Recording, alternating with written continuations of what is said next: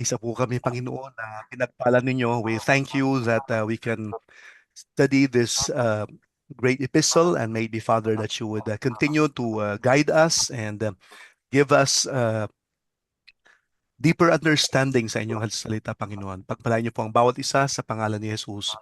Amen and amen. Okay, so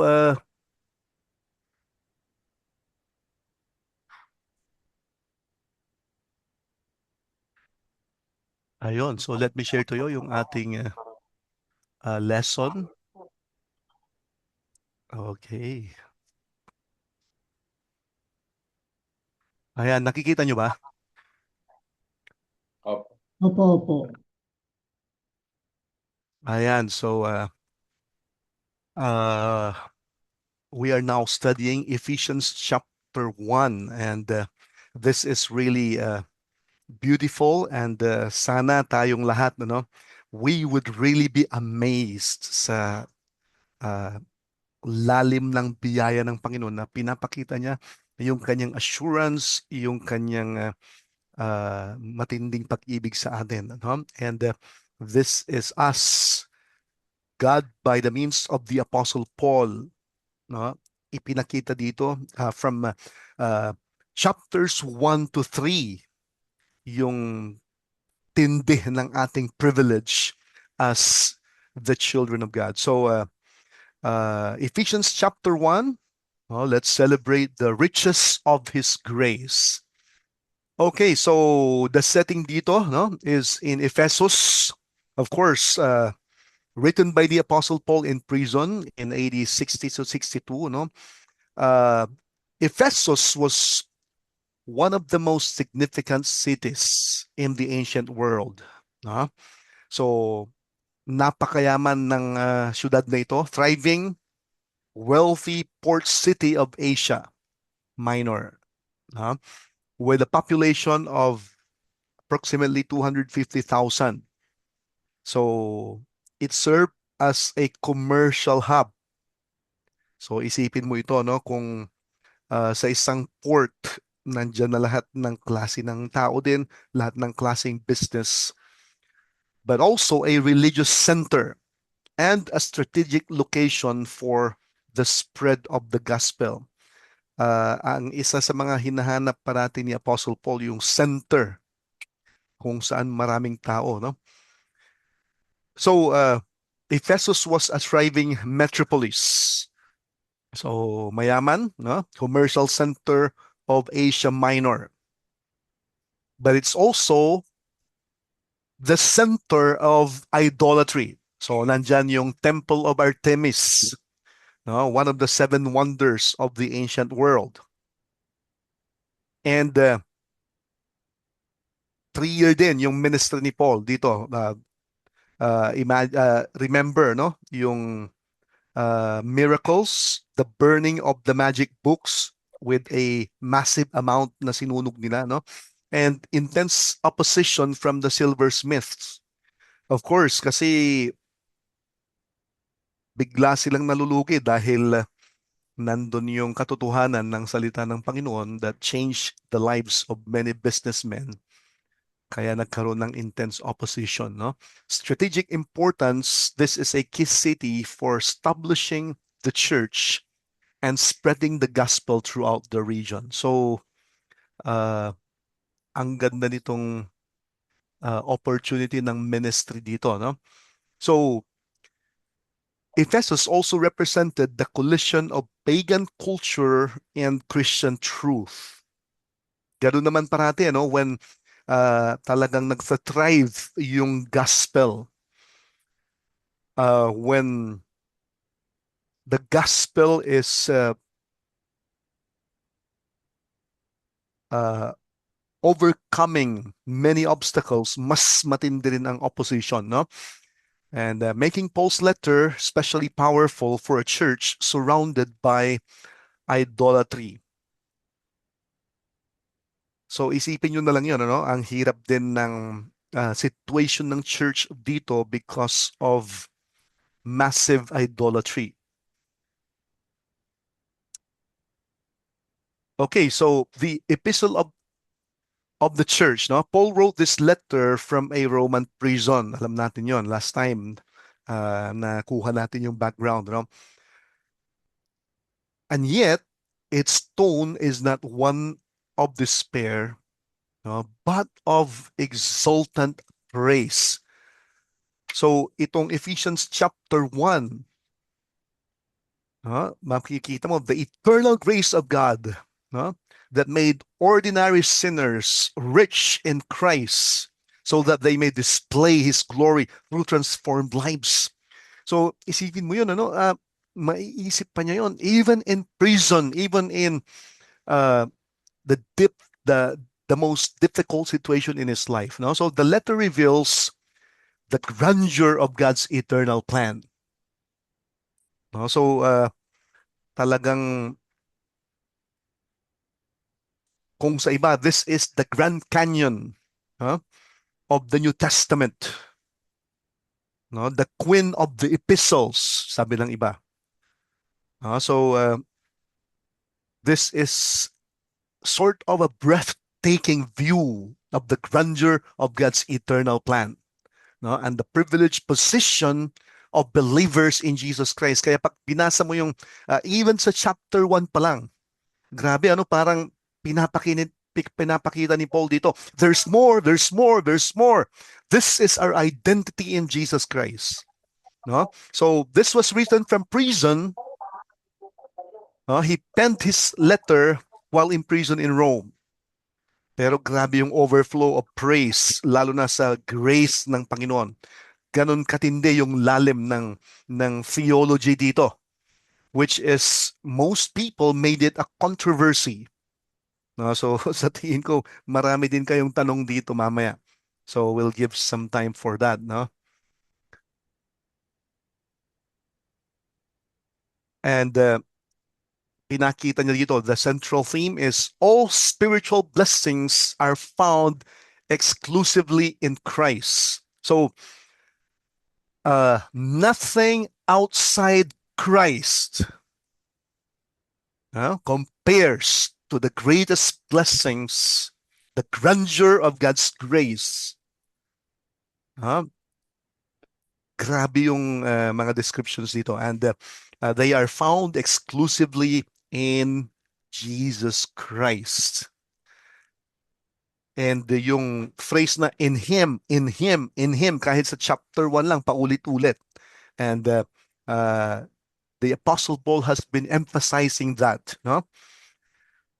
And it's all about the grace of God. So,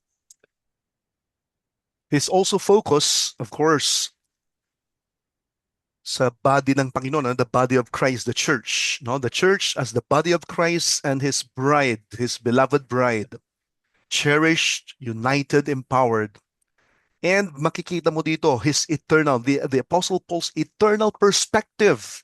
No? He lifts us, he lifts the readers from earthly concerns to the greatest spiritual blessings in the heavenly places, no? In the heavenly realms, revealing God's eternal purposes. So, napakaraming mga life-changing truths dito, no? So, our position in Jesus Christ, who we are, yung malalim na doctrine of salvation, His identity, His grace, His riches, no, found dito sa chapters 1 to 3 or even in chapter 1 alone. And yung practice naman is in chapters 4 to 6.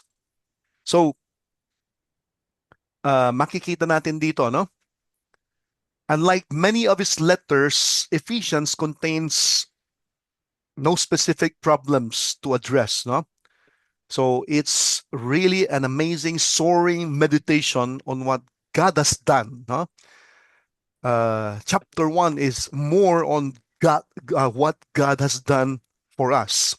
God's grace has made us spiritually rich in Jesus Christ so we can live a life worthy of the calling that we have from Him. No? So, talaga namang umaapaw na papuri dito sa Ephesians 1, makikita natin, praise God for the riches of His grace. He reminds everything that God has done for us.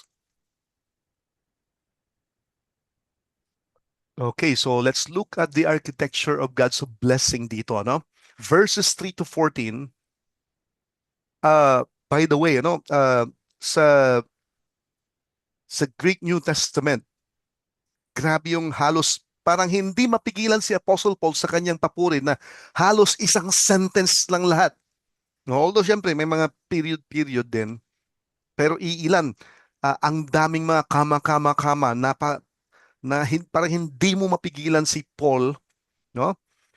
This form one of the longest sentences in the Greek New Testament, no? A single sweeping doxology that traces every spiritual blessing back to the triune God. So makikita nyo dito, no? Yung key phrase in him appears nearly 30 times, framing the entire Christian identity and anchoring every blessing to union with Christ. Okay, so observe nyo ito, no? Verses 3 to 6 speaks of the Father, no? Nabanggit dyan, election, predestination. Matindi itong natin ngayon dito, no? Adoption, according to His sovereignty, His sovereign love. And that's what the Father did. And then 7 to 12 speaks of the Son, His uh, yung siya yung gumawa in redemption, no? Forgiveness, and the mystery of His will to unite all things. And then verses 13 to 14 is about the sealing of the Spirit, no? The guarantee, the pledge of our future inheritance. So, kita nyo yung overview dyan, no? This divine doxology is not merely theological information, no? Grabe ito na pagkakataon para i-honor ang Panginoon. This is worship, no?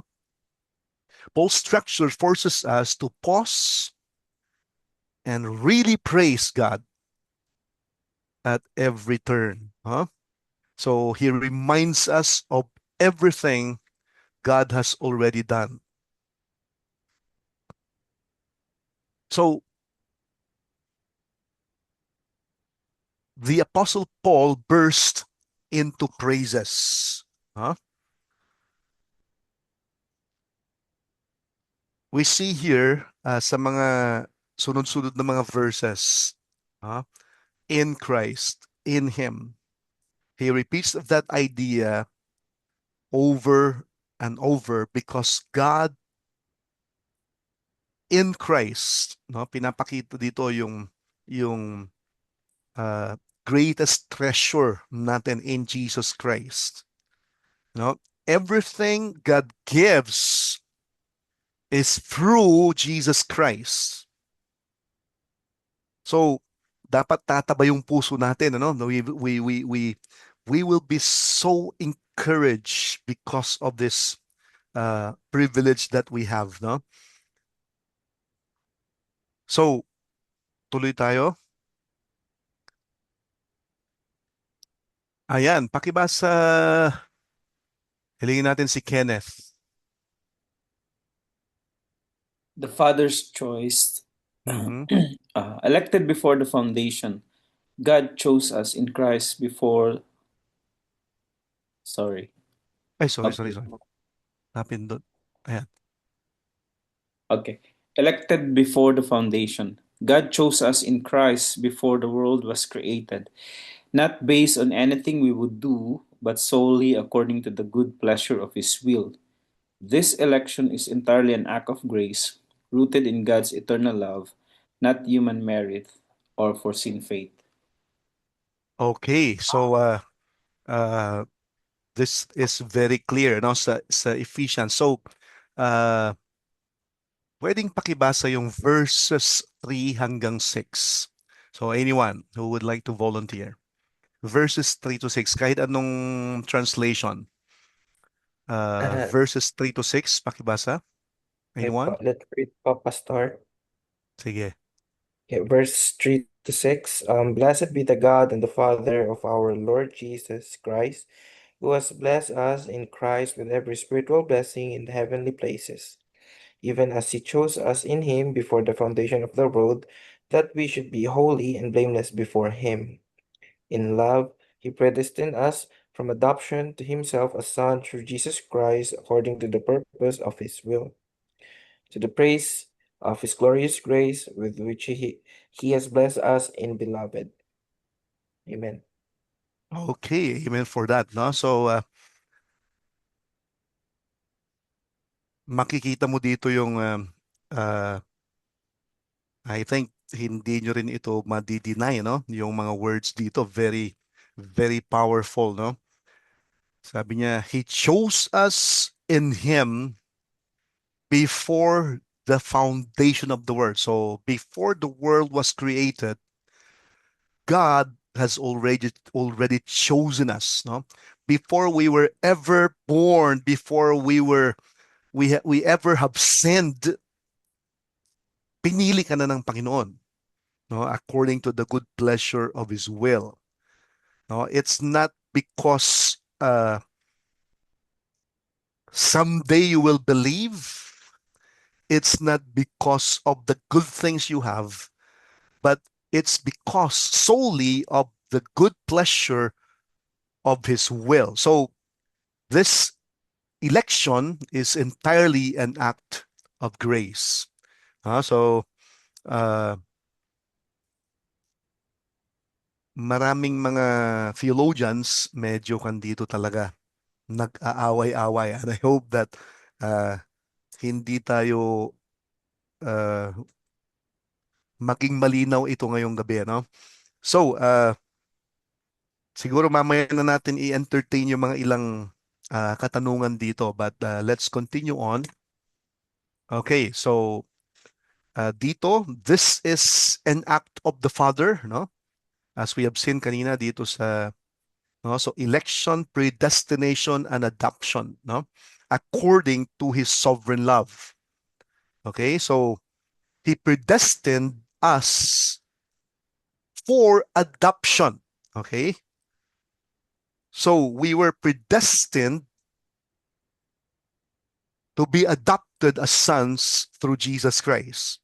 So from the family, no, yung from darkness into His kingdom and into His very family, the family of God.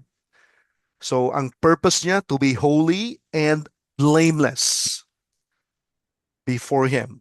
So He has predestined us to be part of the family and then set apart for His glory and to be to the praise of His glory. No? So everything redounds to the praise of the glory of His grace. Itong phrase na ito, the glory of His grace, to the praise of His glory, paulit-ulit din. No?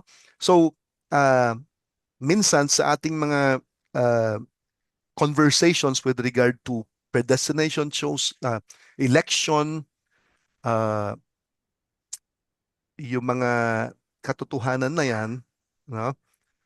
Ang tandaan natin yung the praise of the glory of His grace, no? The ultimate end of all redemption. So He predestined us for adoption. Adoption is not merely a legal status. It's an intimate relationship. So we are not servants, we are sons and daughters of the Most High.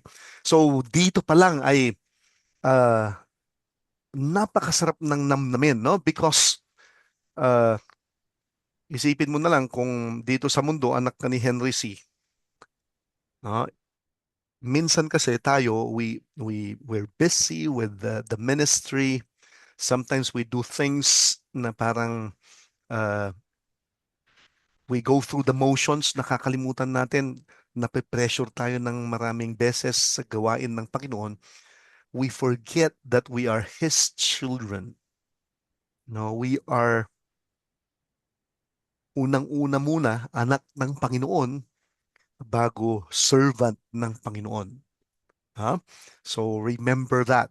Huh? We are His children and we have all these privileges. So let's move on. Okay, so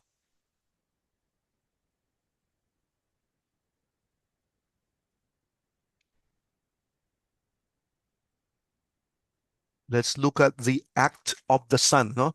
The Son's redemption. So where the Father planned, Jesus accomplished. Huh? Christ's work on the cross is the historical enactment of God's eternal purposes. So binanggit ni Apostle Paul dito, we have redemption through His blood. This is verses 7 to 12. No? So redemption and the forgiveness of sins is purchased at the ultimate cost freely given to us. So full and free. Tayo ay tinubos ng banal na dugo ng ating Panginoon. Just to think about that, no? Yung redemption, pinipicture nito, no? We are slaves to sin. We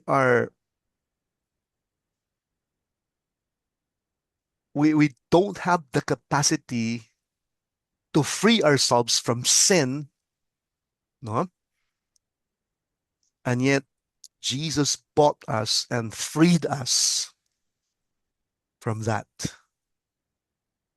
That makes us grateful to the Lord, no? And then we see here, minention ni Paul dito, the mystery of His will. So, and that is to unite all things in heaven and on earth under Christ, no? A cosmic reconciliation centered in Him. So, we have become children, and then, sabi niya, there's more, no? Inheritance. Mayroon tayong inheritance in Christ. We are joint heirs together with Jesus Christ. So, this inheritance is obtained according to the purpose of Him who works all things according to the counsel of His will.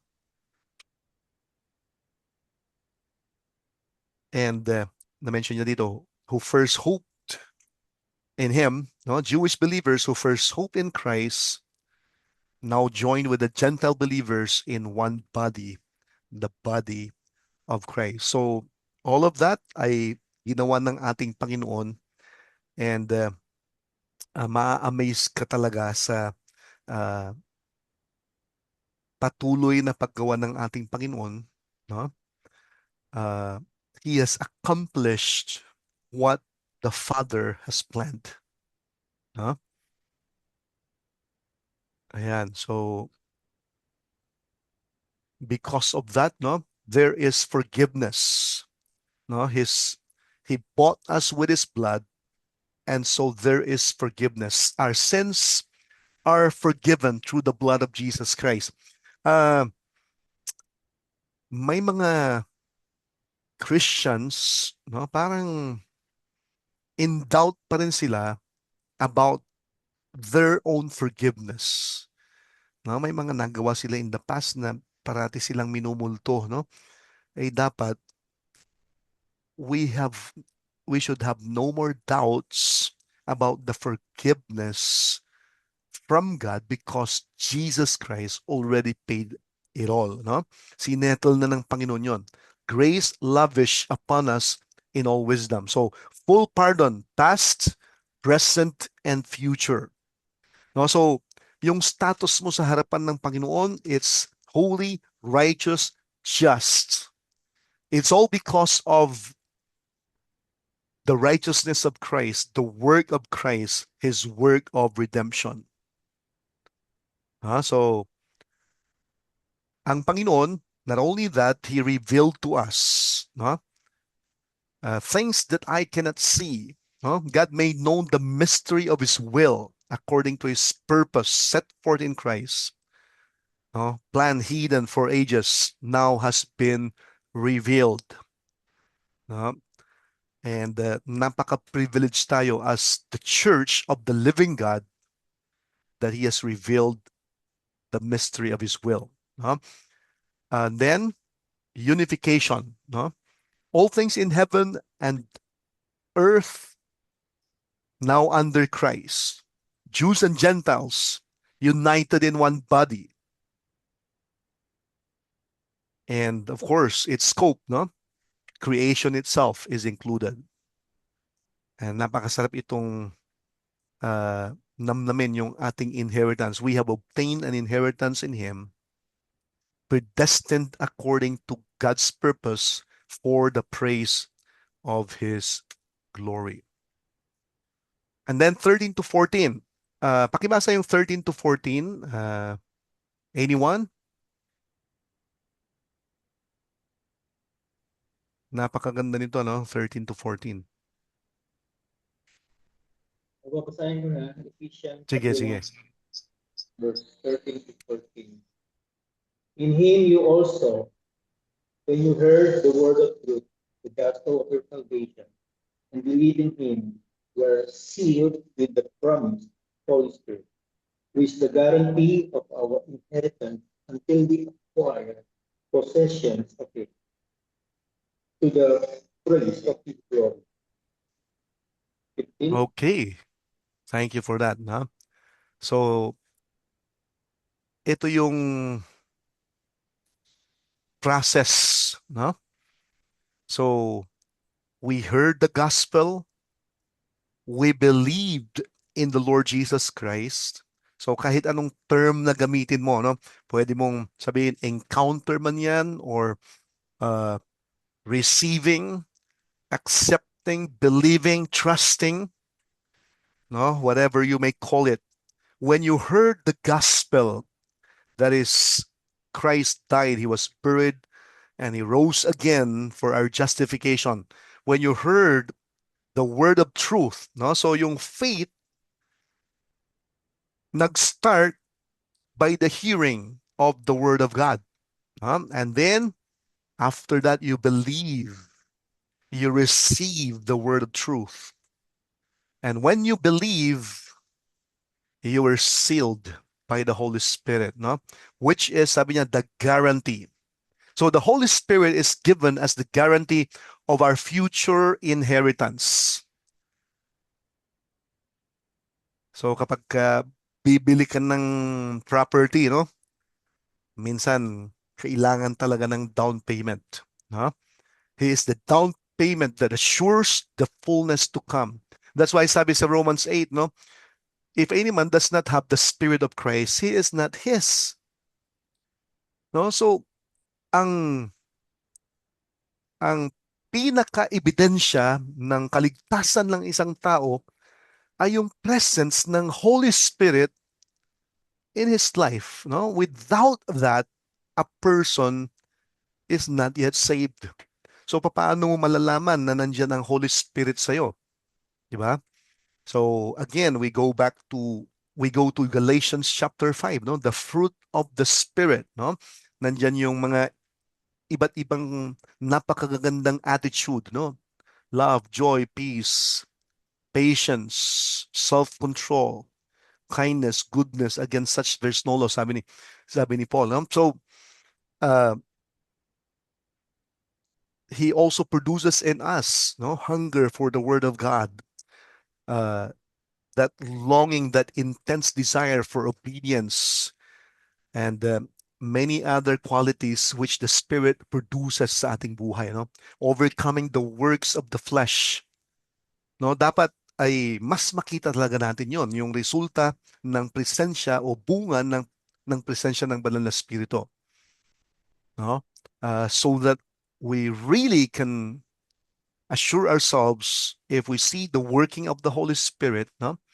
Ako nga ay totoong mananampalataya dahil the presence of the Spirit is seen in my life, di ba?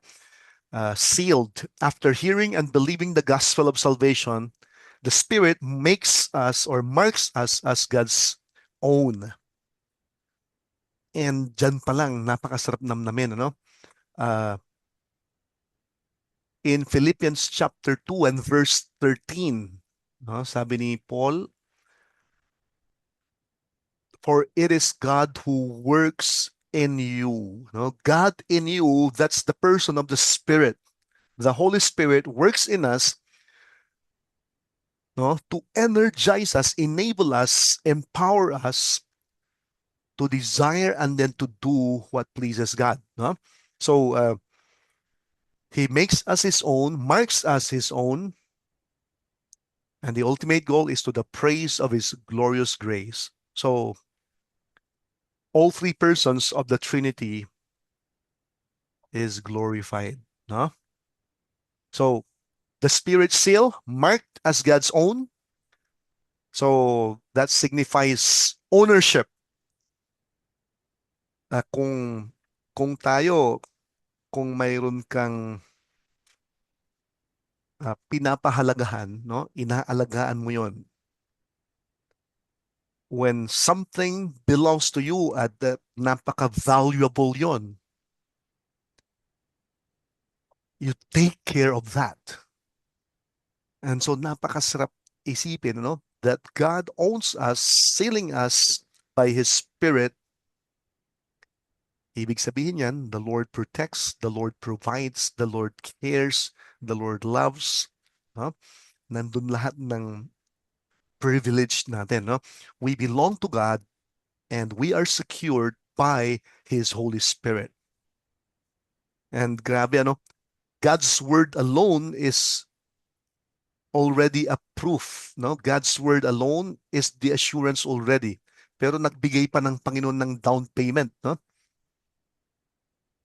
The Spirit, no, is the pledge guaranteeing the full inheritance to come.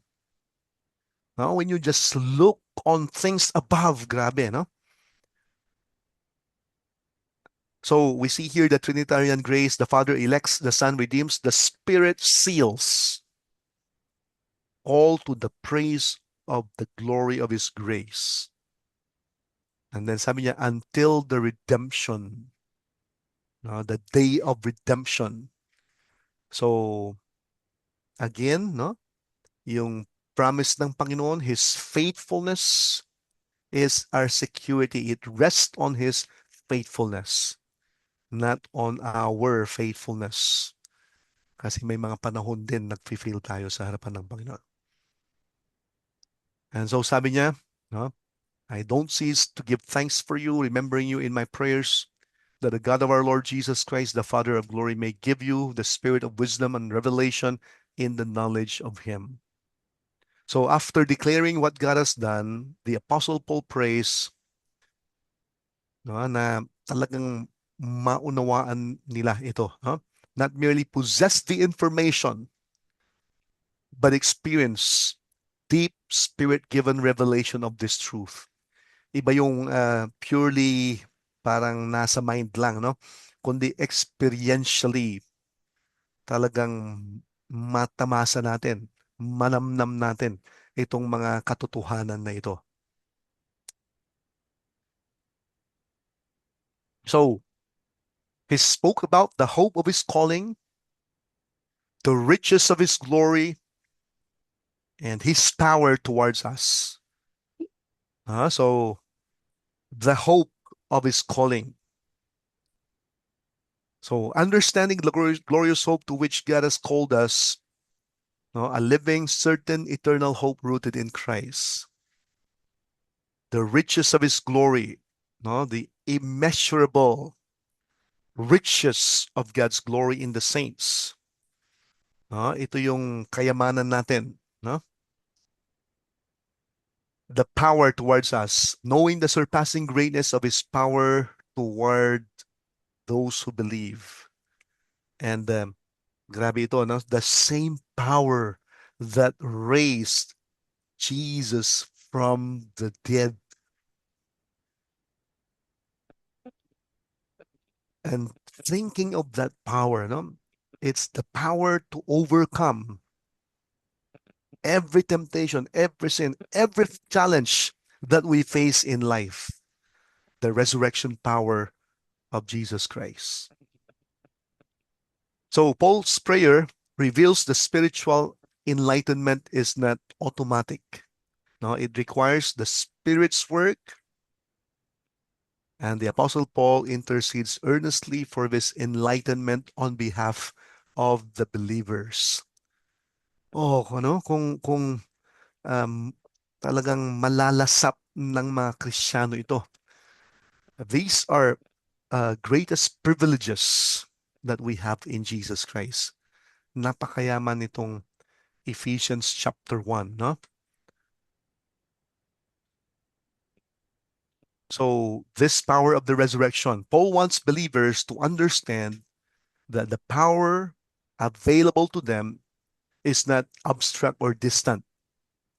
It's the very same power that God exercised when he raised Jesus from the dead and seated him at his right hand in the heavenly places. So, hindi lang ito nangyari, no, in history, no? Not merely a historical fact, no? It's a present reality operating in and through every believer.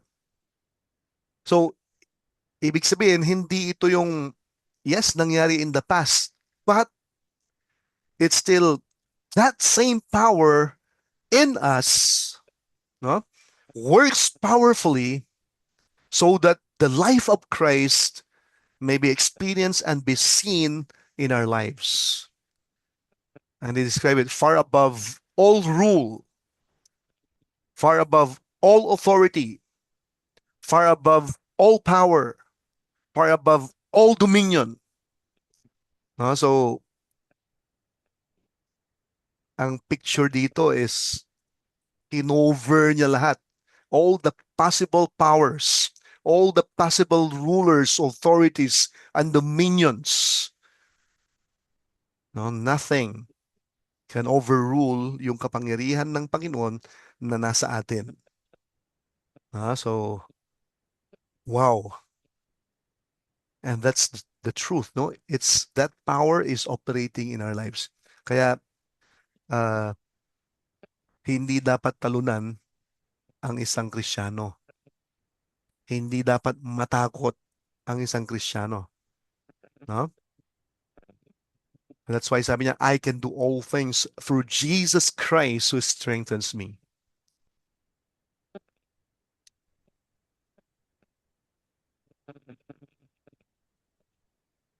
So,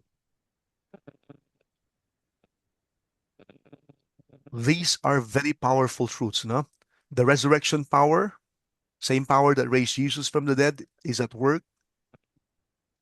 Seated at God's right hand, Christ is exalted far above all rule, authority, power, dominion in this age and in the next. He is head over all things. So, establishing yung supremacy niya, no? He is the supreme head over all things for the sake of his body, the church. And for the sake of the church, all of Christ's authority and power is exercised for the benefit and the glory of his body.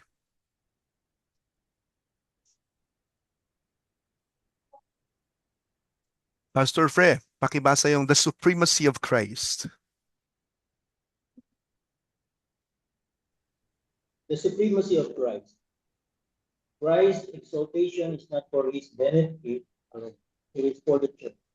Every name above, every name, every authority in this case, the next, is subject to him and gives to us all in all through his body. Amen for that. So, all of this are for the people of God, for the glory of God.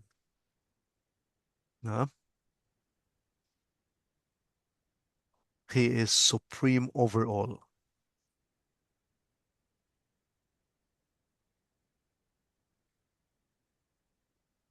So, Conclusion. Ephesians 1 culminates in a breathtaking truth. The church is not an afterthought. It is the fullness, the very fullness of Him who fills all in all. Christ chooses to express His fullness through His body, the church. In many other places in the New Testament, ang church, which is hindi yung building, kundi tayo na mga mananampalataya, believers in Jesus Christ, pinili ng Panginoon to pour out His blessings.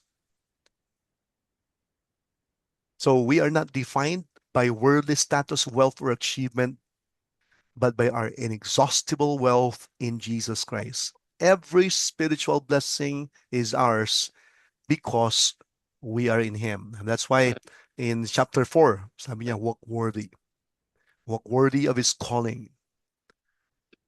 So live the power of this majesty, elected by the Father, redeemed by the Son, sealed by the Spirit. The riches of grace in Ephesians are not merely a doctrine to study, but a reality to live by.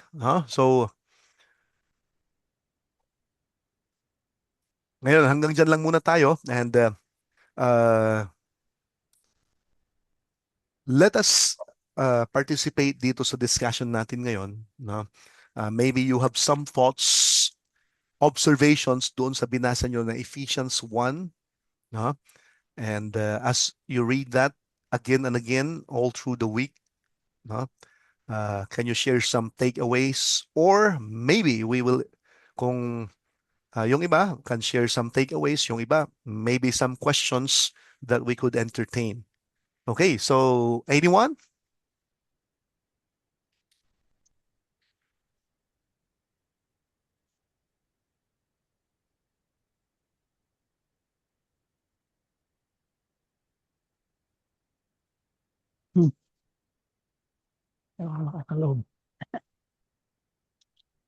Sino si Technospark?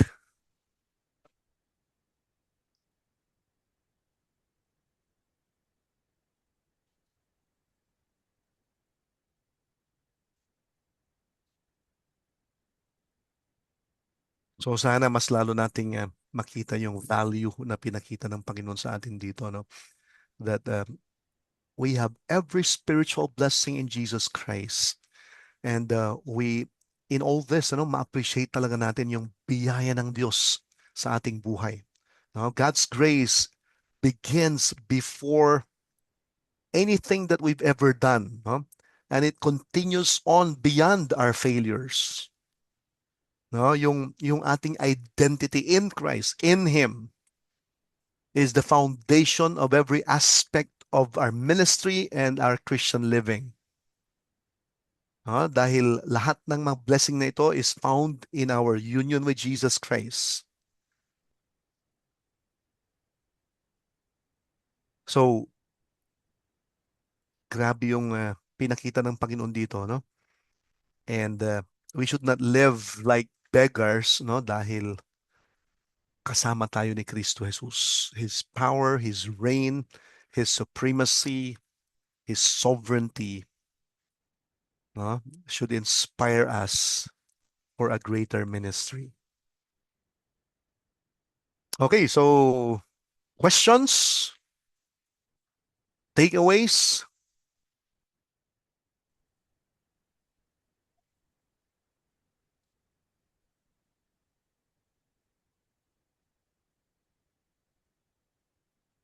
Meron ba? Pastor Donald, baka meron kang addition. Yeah, it simply make us realize how blessed we are, knowing that we are not even worthy of that salvation, and yet, just like what was mentioned earlier, what we have learned earlier, that even before the foundation of the world, before the formation of the world, we were already chosen in Him. We did not do anything yet, which is we know that we are so sinful. We are we commit sin, but even before we were born, even if before we were we were saved, God already chose us. God already picked us. That's the meaning of the word choosing there, the election there.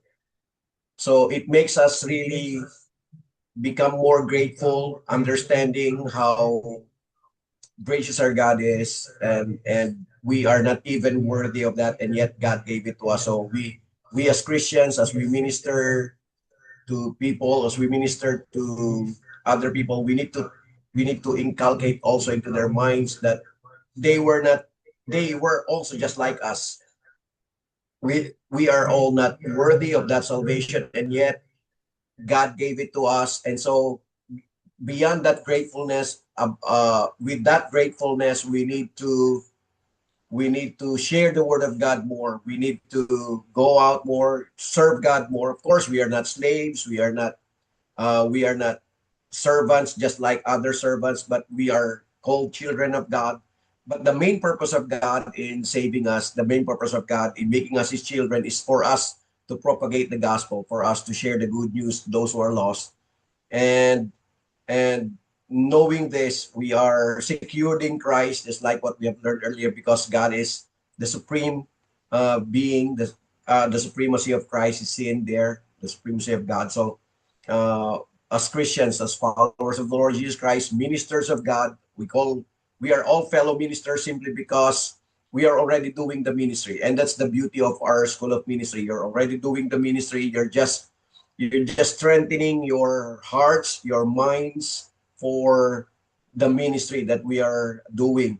And so, knowing all of this, it must encourage us more to really reach out to those who are lost. Knowing all of this, uh, we need to not only realize, but we really have a duty to perform, and that's to share the word. Of course, we are not God who knows who those chosen ones are, just like what was mentioned by our professor, Pastor LP. So our obligation, our duty is to really reach out to those who are lost. So that's what my takeaways are. I'm just so grateful knowing that we are not even worthy of that. Thank you. Amen. Amen. Amen for that. Pastor Okay, LP. so Do you think Dave yes, would yes, like to say Kenneth. something? Sige, sige. Yeah, actually, I look at the prayer of Apostle Paul. Actually, it's something that as a minister, he said here, I have not stopped giving thanks for you, remembering you in my prayers. I keep asking that God of our Lord Jesus Christ, the glorious Father, may give you the spirit of wisdom and revelation so that you may know him better. So actually, these verses strike me, especially if you are leading people. Sometimes we forget to pray for them, but Mhm. Paul is reminding us that after he said all of those truths about us, our identity, those blessings that we are already blessed in Yes. Christ. And then all the more because he heard about the faith of the church, he keep on praying. He remembers. He's not stopping in prayer that these people may get to know more God. I think as a person who ministers people, this is our desire that we ourselves first to know Him better. So meaning, Mhm. I Yeah. myself I wanted to know more of God, and then we are also praying that other people may know God better. So especially in the group of let's say 20 people, we cannot really measure the what they call this one, the wisdom. But I believe God in his prayer that his heart is really not stopping. This is like a model for me, to think about. I even write the names of the people and remember them. But sometimes because of busyness, we forget. But Paul, his prayer, his content of the prayer is to get to know more of God. And I think this is all of us. Until today, we wanted to know more of God. We wanted to know more about God, the revelation. I believe there's more revelations coming. Yes. Coming. I mean, there are revelations in the Bible, I believe, but there are still revelations, I think, individually between every one of us. There are revelations that comes from God to each and every one of us, and spirit of wisdom that comes from God to each and every one of us. In the Bible, this is the general. I think the Bible is the general revelation. But I think also as we pray, we may get to know more of the wisdom and the people that we are also leading. This one is very inspiring, actually, when Paul Yeah. mentioned this, that he mentioned all the truths, but he's also praying for more wisdom, spirit of wisdom and revelation to Yeah. the church. Amen for that. Na-mention mo about general revelation. Ang general revelation is creation, no? God reveals his eternal power and Godhead, no? His power, his majesty through creation. Pero yung isa, specific revelation is God revealing himself through his word. Now, as we study this first chapter, of course, we cannot deny yung mga controversies din dito, no? So, at least, but sana mas makita natin yung purpose, hindi yung point of debate dito, no? So, na-mention dito is chosen or uh, yung word is eklegomai, no? To choose, to select, to pick out, no? So, yun yung divine election, no? It is God's gracious choice of a people for himself, no? Before the foundation of the world. And then nabanggit din dito yung predestination, no? Having predestined us onto the adoption of children by Jesus Christ to himself. So, yung word is prorizo, no? To determine beforehand, to mark beforehand, no? So, uh, yung predestination, it answers what God has planned for those whom He has chosen, no? So, to adopt them as children. Now, uh, maraming mga perspectives dito, pero kumbaga kung sa pera, maraming mga peke, no? Pero kung na-master mo yung original, na-master mo yung anong tawag nito? Yung hindi peke, yung totoo, mas madali mong ma-discern ah, yung fake, yung mas madali mong ma-discern yung mga maling ah, pananaw with regards dito.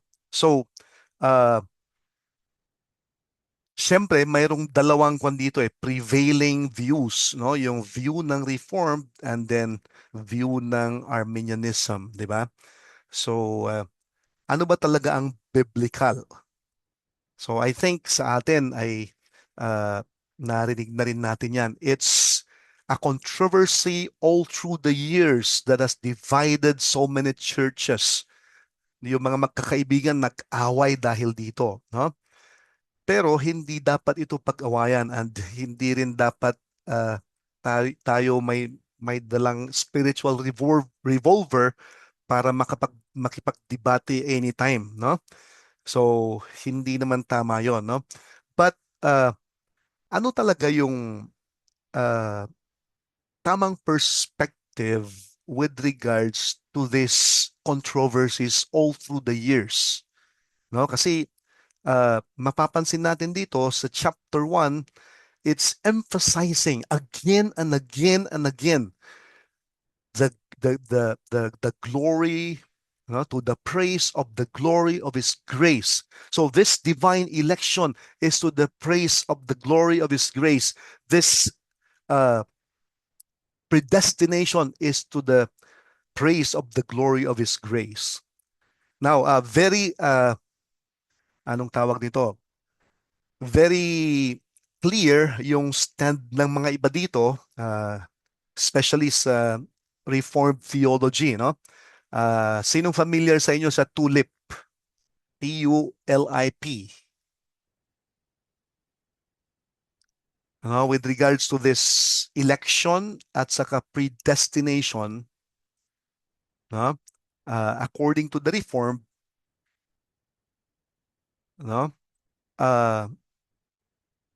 we cannot save ourselves, which is malinaw naman talaga yan, because we are depraved. We are born sinners. We have chosen to sin. So, total depravity, yung letter T. No? And then yung U is unconditional election. No? God chooses by grace alone. No? You have been chosen from the foundation of the world. And then yung letter L is limited atonement. Christ effectively died for the elect.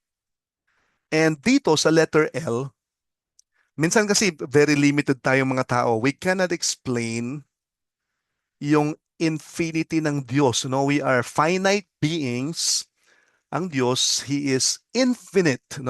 As far as the heavens are higher than the earth, so are my ways, your ways, my thoughts, your thoughts. So ganun ka-vast yung difference. Just like the writing of the scriptures, organic siya. Experience ni Paul, nasa kulungan, sinulat niya, pero it's being controlled by the Spirit of God. So may mga bagay na, and yet it is God's word, vocabulary ni Paul, experience niya, may mga bagay talagang hindi natin maibox ang Panginoon. Dito sa limited atonement,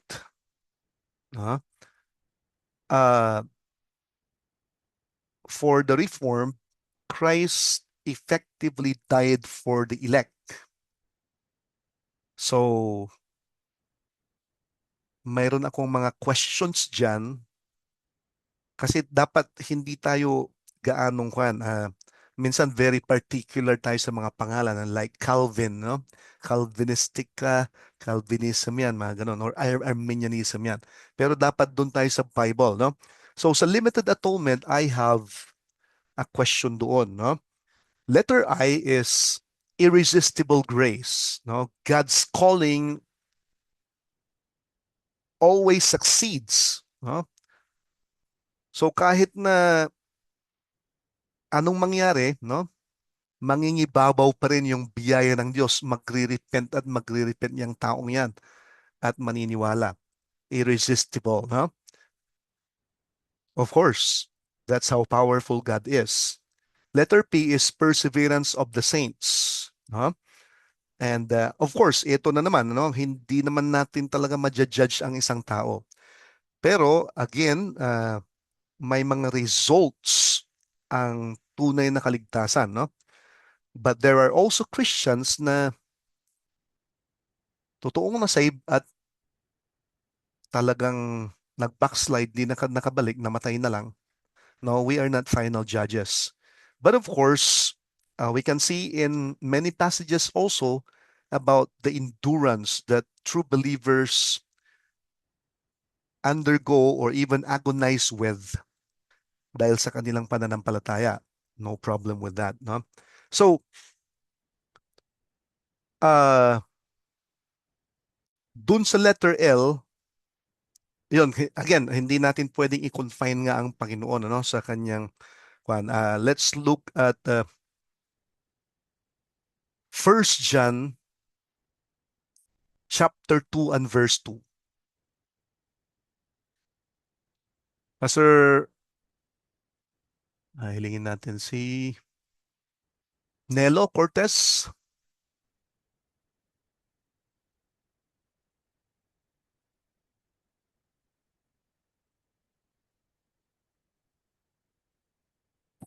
Pastor, pasensya na po, nasa trabaho lang po ako. Okay. So,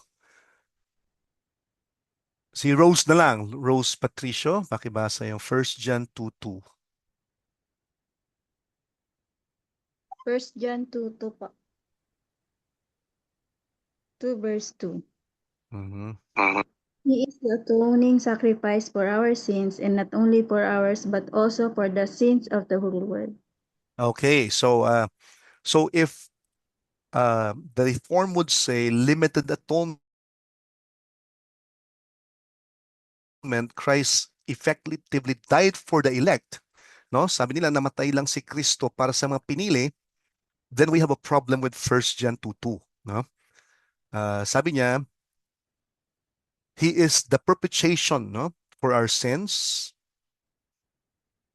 not for ours only, so referring to believers, but also for the sins of the whole world. This is not the world of the elect, no? The sins of the whole world. And so, if you would say Christ effectively died only for the elect, no? Namatay siya para sa mga pinili lang, may problema tayo with 1 John 2:2. Again, when we interpret scriptures, let us allow scriptures to interpret itself. So, itong limited atonement may be questionable, no? But of course, talagang very very clear na may pinili ang Diyos, no? Mayroon siyang tinawag onto salvation. Pero the death of Jesus Christ is,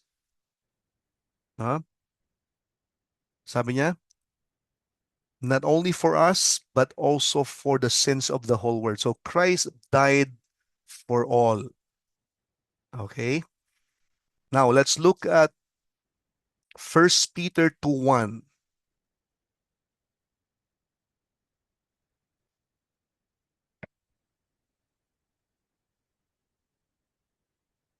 Anyone, pakibasa.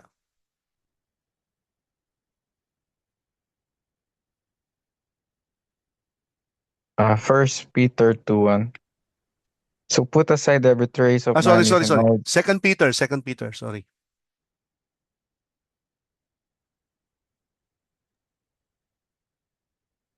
Second Peter 2:1 po. Sige. But false prophets arose among the people, just as there will be false teachers among you, who will subtly introduce destructive heresies, even denying the master, both them bringing swift destruction on themselves. Okay, so dito, no, mayroong mga apostates, no? So they were teaching heresies. Pero, no, ang sabi niya, they are even denying the Lord who bought them. Okay, so ang Panginoon, He died for all sinners. He died even for the apostates. Okay? So, hindi mo pwedeng sabihin Christ died for the elect.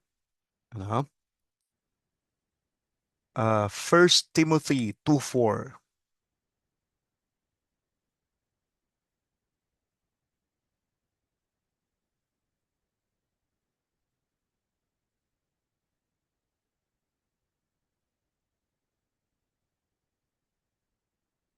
Anyone?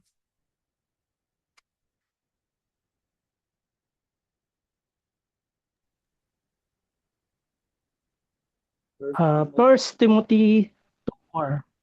Okay. Who will have all men to be saved and to come unto the knowledge of the truth. Yes lang po. Okay. Yan, thank you. So the Lord desires everyone to be saved,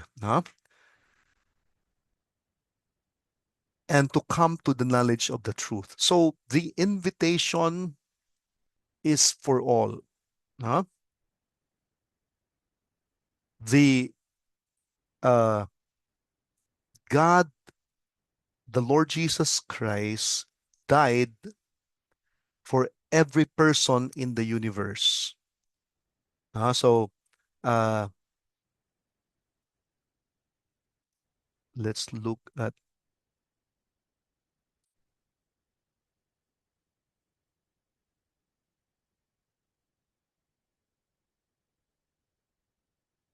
Okay, so again, sana mas makita natin the purpose of election, no?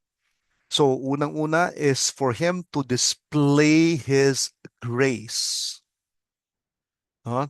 To magnify His glory, no? To humble us in our pride kasi it's never by good works, no? And to give us the assurance na hindi dahil sa pagkapit natin sa Panginoon tayo ay ligtas o tayo ay patuloy na ligtas, no? And to encourage that we honor the majesty and glory of the Lord.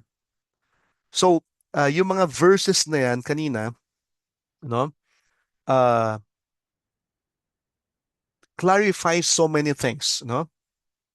The saving efficacy of the death of Christ is applied to those who believe in Him.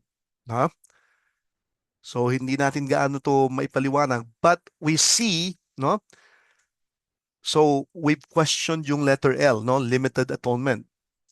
Evidently, Christ did not die for the elect alone, no?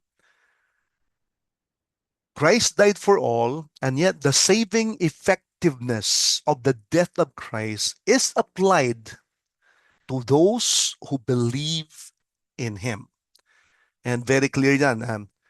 John 3:16, no? Whoever believes in Him should not perish, but have everlasting life. Huh? So again, whosoever, yung mga ibang proponents ng Reformed theology ay sabi nila, God so loved the world, tinutukoy yan the word of the elect. Mas malala yun kasi maging consistent ka dapat doon sa verse. Kung sinabi mo, God so loved the world of the elect, that He gave His only begotten Son, that whosoever in the world of the elect should not perish. Mas malalang doctrine yon, no? Kung magiging consistent ka doon. But you see here, the saving effectiveness of the death of Christ is applied only to those who believe in Him. Ayun, hindi mo talaga ma-explain itong letter L na ilalagay mo na Christ died for the elect alone. Ano? Romans 3:22.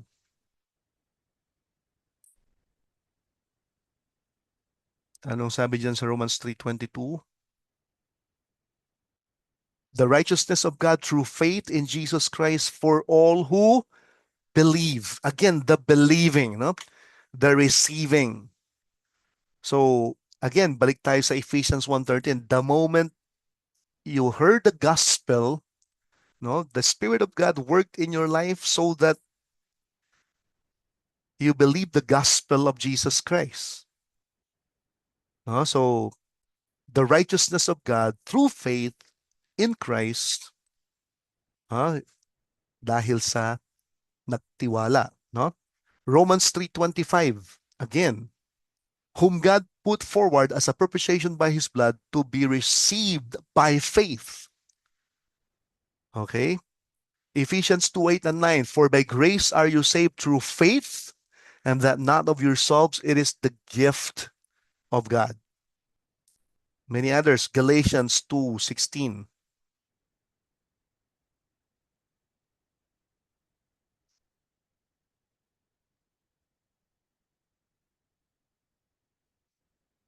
A person is not justified by works of the law, but through faith in Jesus Christ. So we also have believed in Jesus Christ in order to be justified by faith. So, yung effectiveness ng ginawa ni Kristo is applied to those who believe.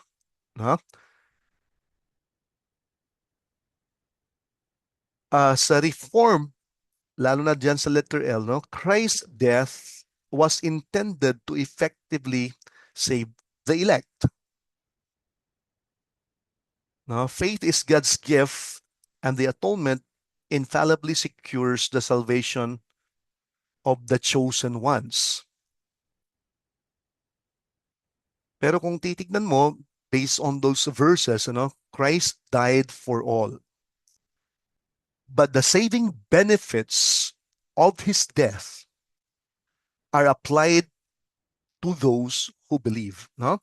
So faith is God's means which the atonement is personally received. Okay? So, pwede mong tignan as provision at saka application. The provision is Christ died or Christ's death accomplished. Because of Christ's death, it has already accomplished the atoning work. No? So sabi niya, when he was on the cross, it is finished. The work of salvation is finished. Christ died, he was buried, he rose again, so that a person believing will be justified. That's the gospel. So that's the provision. The application is the benefits of that work, yung justification, redemption, forgiveness, reconciliation, eternal life, are to be received by faith. Okay? So, pwede ring tignan sa anggulo na ito. No? Mayroong dalawang pinakamalapit na explanation. Yung iba, siguro, i-search nyo na lang. No? Pero ito yung, I believe, dalawang pinakamalapit, yung monergism at saka synergism. No? Sa monergism, it's all of God. No? God alone works. So God is the one who initiate for a person to be saved. So lahat ng mga pangyayari sa buhay niya, it's in the initiative of God. God initiates. Sa synergism, God's grace enables a person to respond freely so that yung pagkilos ng Panginoon sa kanyang buhay ay ginusto niyang sumampalataya. No? That's synergism. Kumbaga, Romans 8:28, all things work together for good to them that love the Lord. So, dito sa synergism, God initiates, the Holy Spirit convicts and draws someone to Jesus Christ. And so, people can resist and people can receive. And yung kanilang pananampalataya precedes regeneration. No? So, kung i-compare mo yung dalawa, parehas na God is the initiator, both sa monergism at saka synergism. God initiated, God alone worked, no? And the grace of God worked, both of them succeeds. Doon sa monergism, totally God alone para mag-respond ang tao. Sa synergism, God works, okay, so that a person believes and receives by faith. So, hindi gaanong magkalayo yung dalawa. Pero I think any other mga Pelagianism, mga ganun, medyo malayo na. No? Semi-Pelagianism, medyo papunta na sa heresy yung mga yon. So, pero ang tignan natin, points of agreement. No? Dito, malinaw, no? Salvation is by grace. No? And ganun mo na lang pasasalamatan ng Panginoon kasi hindi ka talaga karapat-dapat at hindi mo kayang iligtas yung sarili mo. No? Ayan, so maganda yung dito, no? Pastor Donald. The best way to explain this is simply Christ's death is sufficient for all. Huh? Hindi ko natapos. Efficient to those who are elect. Ayan. So, points of agreement, no? Salvation is by grace. Christ's death is only the basis of salvation. And then no one earns salvation by works. No, never. No, and faith in Jesus is necessary for salvation. And last one is the Holy Spirit is essential in bringing people to Jesus Christ. So yan yung points of agreement na malinaw dito sa Ephesians, no, na very clearly dinefine ng Panginoon. And this is all to the glory of the grace of God. No? So another kwan siguro angle, no? Ito madalas nababanggit ni anong pangalan nito? John Piper, no? Prevenient grace, no? God's grace goes before conversion, enabling people to respond without forcing their response. Oh, maganda rin, nasama rin yun, no? Yung effectual calling, I think marami ding theologians nagsabi nito. God's inward call unfailingly brings the elect to saving faith. No? Ang pinakamasarap na explanation na narinig ko dyan, si Charles Spurgeon. No? Napakasimple yung explanation niya. Sabi niya, pag nasa labas ka ng bahay, makikita mo dun sa pintuan, believe in Jesus Christ. No? And then, pag pumasok ka, pag sarado mo, looking from the inside, sa likod ng pintuan, sabi niya, chosen before the foundation of the world. No? So, hindi mo na kailang sobrang kanyon, laliman pa ng husto, no? Kundi talagang may mga bagay na hindi natin maarok that would lead us to be amazed sa grace ng Panginoon, no? Ma-amaze ka bakit one day ay naintindihan mo, tinanggap mo ang Panginoon. You decided to put your faith in Jesus Christ, and yet you have been chosen from the foundation of the world. That's the work of God. That's grace. And kaya pag na-appreciate mo yan, no, mas lalong matindi yung assurance mo, yung pasasalamat mo. You would really worship the grandeur of the grace of God. Okay, so siguro we can entertain some questions or takeaways for the few minutes we have. Hello po, Pastor. Okay, Sid. Siguro ang nakita ko din sa pinag-aralan natin, based in ano ko lang po, siguro nasa monergism ako, and my argument is verse 5 and verse 11. Sabi niya ka dito, He predestined for the adoption to Himself as Son through Jesus Christ according to the purpose of His will. So, hindi will ng tao yung tinitignan ng Diyos, kundi yung will niya, purpose of His will. And then in verse 11, inulit niya, In Him we have obtained the inheritance, having been predestined according to the purpose of Him who works all things according to the counsel of His will pa rin. So, laging Amen, nasa will amen. ng Panginoon, kaya naligtas yung tao, hindi niya actually hindi niya kinonsult yung will ng tao kung titingnan niya dito Kung baga nakatingin siya dun sa purpose ng will niya.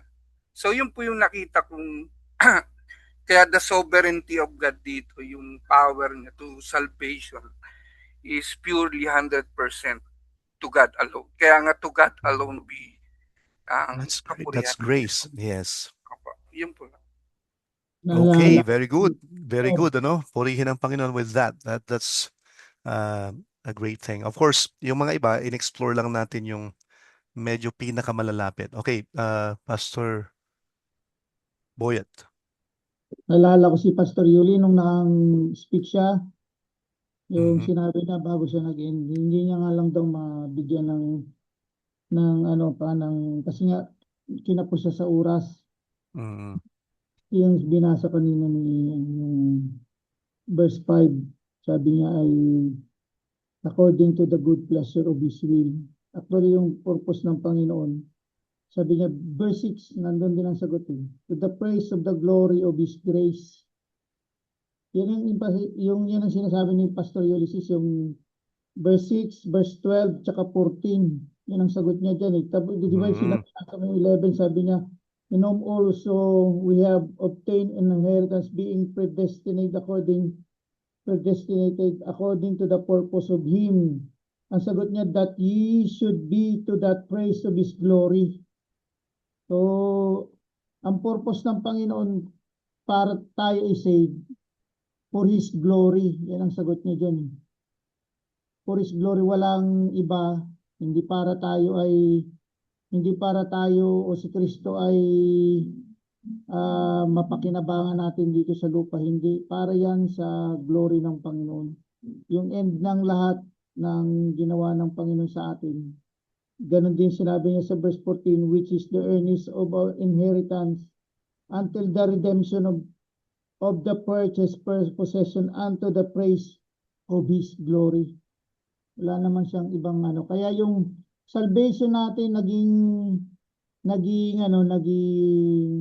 before the foundation of the world. Kasi ang purpose niya doon pa rin sa eternity. Ang purpose pa rin ng Panginoon ay yung pagdating natin doon ay mag-worship tayo sa Panginoon for the purpose of His glory. Yung ending ng lahat.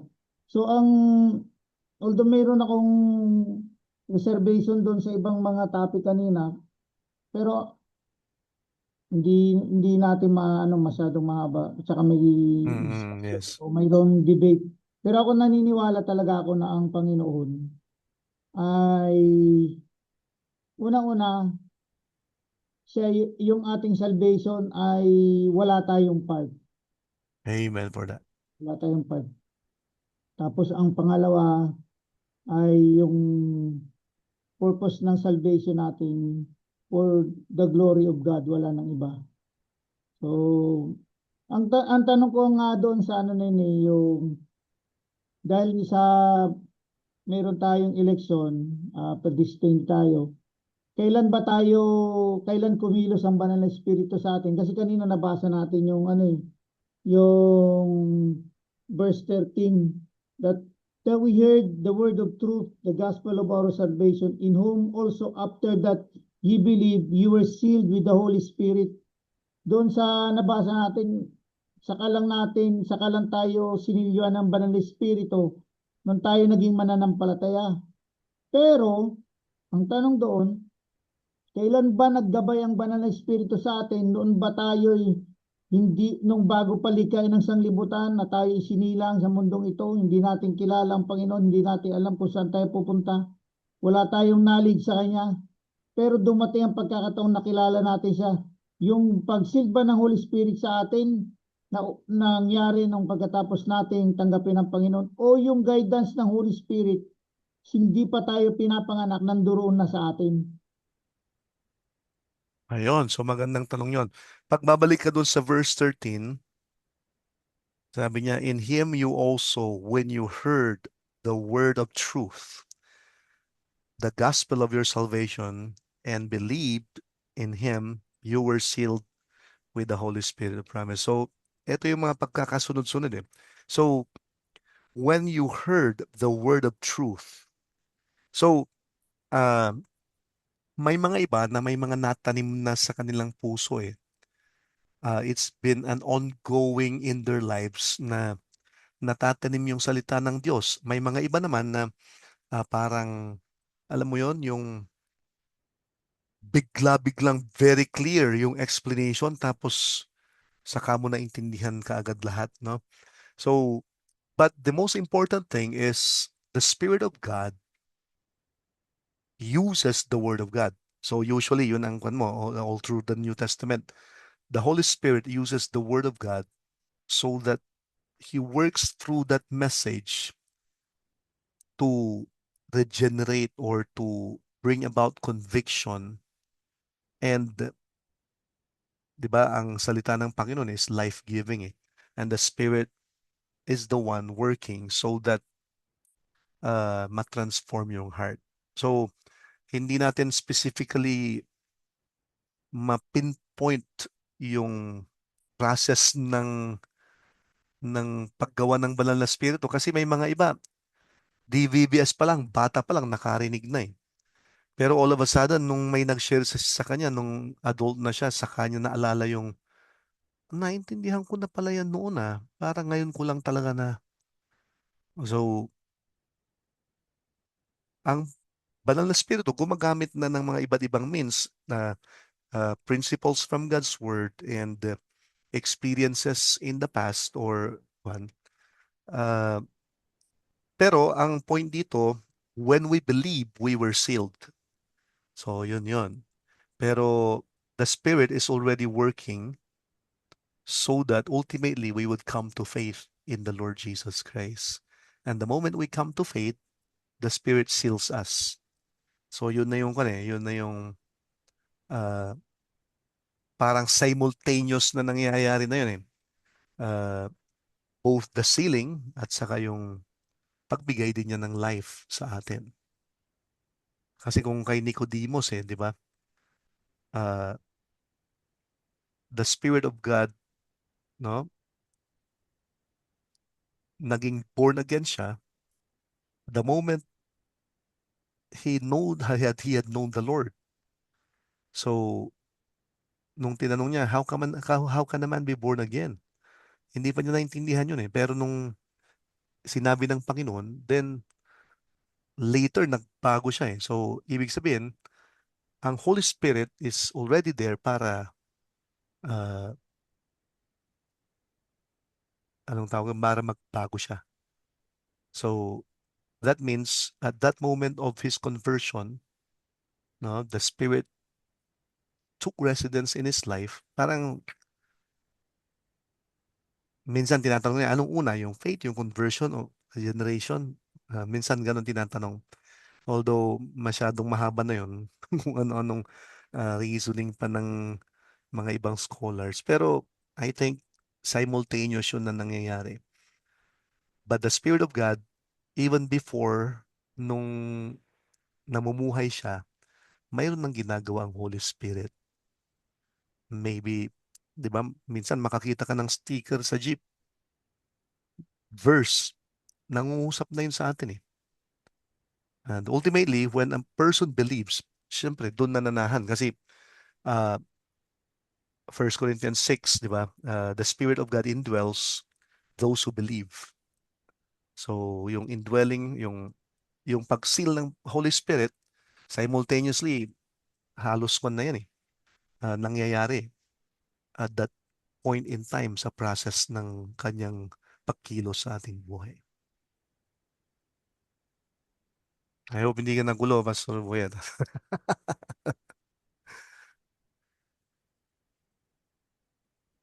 Okay, so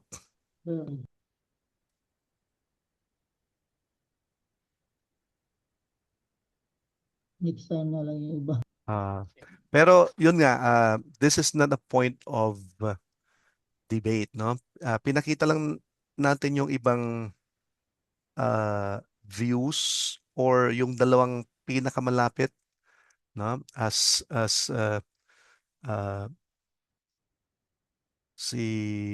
sino yung kanina nag-comment? Maganda yun nga, yung explanation niya about monergism, no?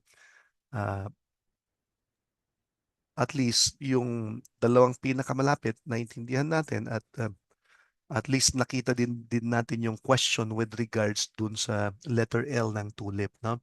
Pero itong lahat ng ito, talagang we cannot just put it into words. Kasi ang ating Panginoon, He is infinite. Kaya balik tayo dun sa mga verses na binasa ni Pastor Boy din kanina, to the praise of the glory of His grace. This is altogether the display of the grace of God, which would inspire us dahil grabe ang privilege natin that leads us to faithfully serve the Lord and proclaim the grace of God for the glory of God. No? So this is not a point of debate, no? Pero this is a point in which we should be amazed of the power of the grace of God. God the Father, God the Son, God the Spirit, all together accomplishing what He has purposed para sa kanyang mga anak. Okay, so maraming salamat sa inyo at see you next week ulit. Hiligin natin si Pastor Donald to close us in prayer. Baka mayroon kang announcement, Pastor Donald. Oh, don't forget tomorrow our class to 9:30 in the 9 o'clock in the morning until 10:30. Okay, and then after that in the afternoon 2 o'clock for those who will churches also who will be joining the scriptura. So that will be 2 o'clock in the afternoon. Okay, don't forget Pastor George will be teaching tomorrow morning 9 o'clock until 10:30 in the morning. So it's a reminder to each one. I hope that you are learning. For all the students, we are learning from our teachers. Let's close in prayer. Our gracious God and Heavenly Father, once again, we are so grateful for this evening. Thank you for reminding us of the Lord Jesus Christ who died, God Himself, God who died in our behalf for our salvation. We thank you for God the Father who chose us, predetermined us, predestined us before the foundation of the world. Thank you also, Lord, for there are things that we cannot fully understand because of our finite minds, but we are so grateful because even if we cannot understand everything, you are the one who's giving us understanding that apart from you, we are nothing. Apart from your saving grace, we will not be saved. Apart from the working of the Holy Spirit, we will not, even if we hear the gospel call, we will not respond. But we thank you because we know, Lord, that human responsibility is included, yes, in our salvation, but of course, it is all your work, dear God. And so we pray that you, as we have heard, as we are learning in this class, Lord, we pray that we will become more eager, more passionate, more desirous to really share the word of God also to others. We pray, Lord, that knowing that you have saved us, you have given us an opportunity to become one of your children, it encourages us to pursue our ministry, to give our lives more to you. And so we are so thankful for this evening. We pray for your continuous blessing upon us. Prepare our hearts also for tomorrow's class. And even tonight, Lord, give us a good night rest as we end our class. Thank you for our teacher. Thank you for the presence of each and everyone. Keep us all safe. In Jesus' name we pray. Amen. Amen. Amen. Thank you, Pastor. Salamat, Pastor. Thank you. Thank you. Good night sa lahat. Thank you, Good night. God Pastor. bless. God bless. Good evening. Good night. Pasensya na po, nasa work na po. Night po. Good night. Thank Good you. Hindi ako night. makapag-participate. Thank you po. Good night po. Thank you po, Pastor. Thank you. Thank you. God bless us all.